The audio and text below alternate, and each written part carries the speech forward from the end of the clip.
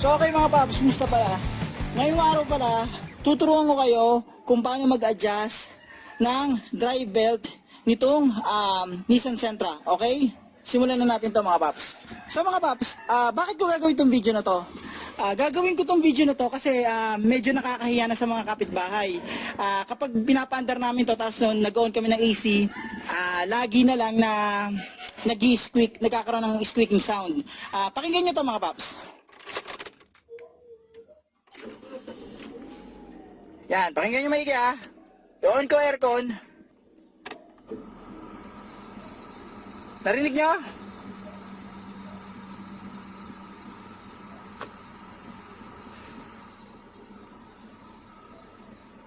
Kapag pinatay ko aircon, nawawala. So okay mga paps, sa pakinggan nyo, di ba kakaiba? Siyempre pag nag-on ng AC, nagkakaroon ng squeaking sound. Pero pag pinatay, nawawala. Nakakahiya na minsan eh.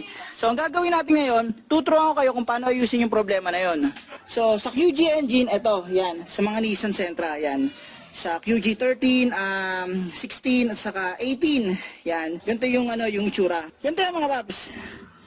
Ang posisyon niya ng mga pulley natin nandito. Yan yung water pump, ito yung crankshaft, ito yung alternator, ito yung compressor, ito yung power steering pump, saka andin yung adjusting bolt. Ito, meron yung idler pulley.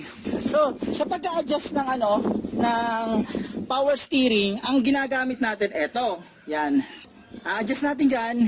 Okay, luluwagan natin dyan para matanggal natin yung pinaka-power steering belt niya.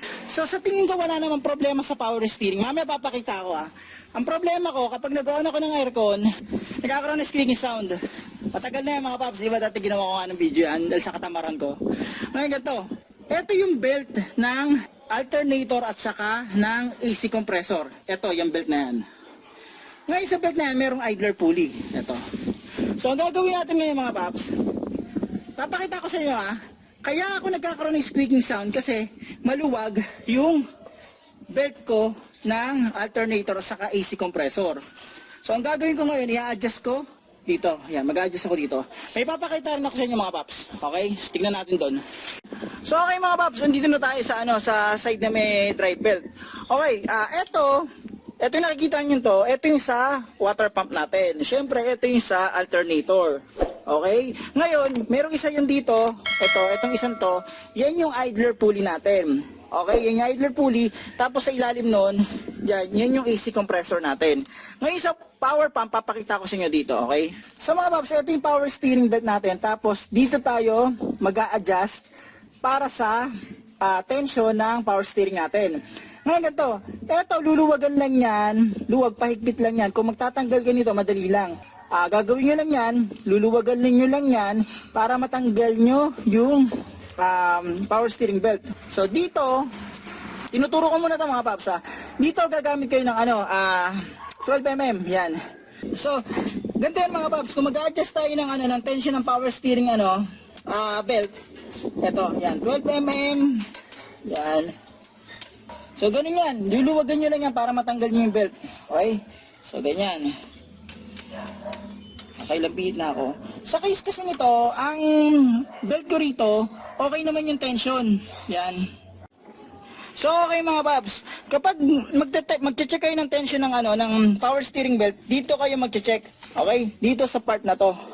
Yan. So i-check nyo dyan yung tension yan mga paps. Etong belt na to, good pa to kasi nakikita ko na okay pa yung niya, yung marking niya at nasilip ko yung sa ibaba niya, yung pinaka-groove niyan. Wala pa namang crack. So okay na yung mga paps. So okay mga paps, dito naman tayo sa alternator at saka AC compressor drive belt. So ito yung problema ko. Yan. Ako. Ito. Yan. Yan. Kung mapapansin nyo, sobrang nabebend ko yung belt niya. Yan. Ibig sabihin nito, sobrang luwag ng rito. Sobrang luwag ng adjustment nito. Yan. Kaya nag-squeak siya. Kaya dati ginawa ko, tinatamad lang ako, niligyan ko lang to ng sabon Yan. So ngayon na-adjust natin to. So okay mga paps. To. Bago natin ma-adjust yan, meron yung adjuster doon. Ayun yung part na yun. Yan. Ngayon, gagawin natin muna, bago natin ma-adjust yan, luluwagan muna natin tong idler pulley niya. Ang sukat nitong idler pulley, 14mm. Okay? So, luluwagan ko muna ito mga paps. Yan. Yan, luwagan ko lang.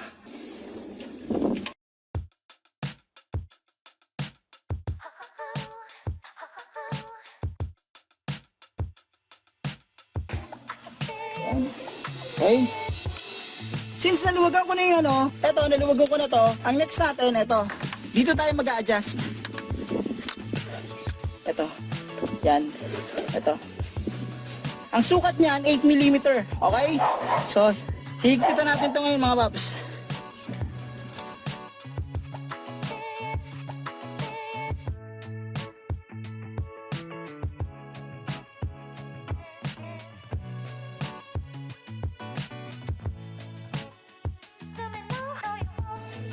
Sa pag-check ng tension nito mga paps, dito nyo i-check ha, dito. Ito. Yan, mahigpit na. So, konti pa. Higpitan ko pa. Okay. So, tingnan natin. Yan. Ito. Yan, hindi ko na nabebed ng todo sa likod. Nahihirapan na yung daliri ko. So, pagkatapos nyan, okay na yung adjustment nyan dyan. Dito, yan. Higpitan ko na yung idler pulley.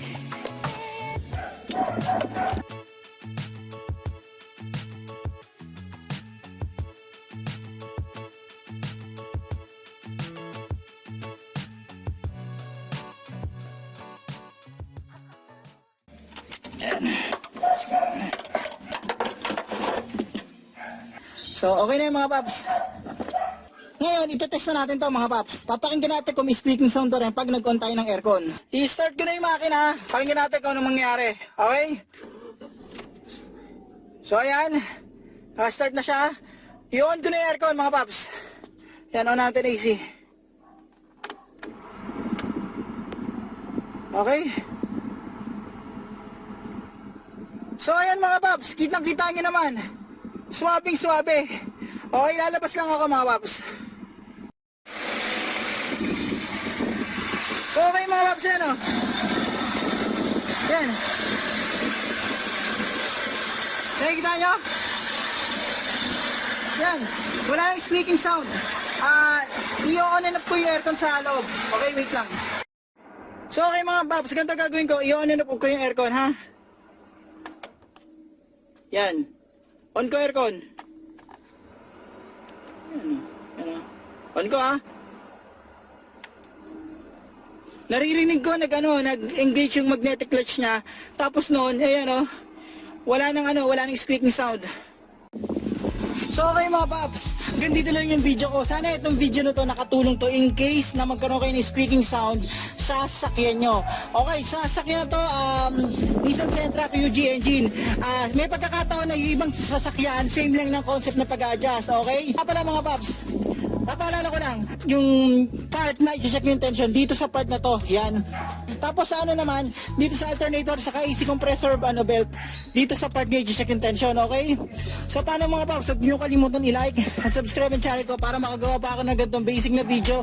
Huwag nyo kalimutan i-hit ang notification bell para updated kayo sa video na ginagawa ko. Paano mga paps, hanggang sa muli,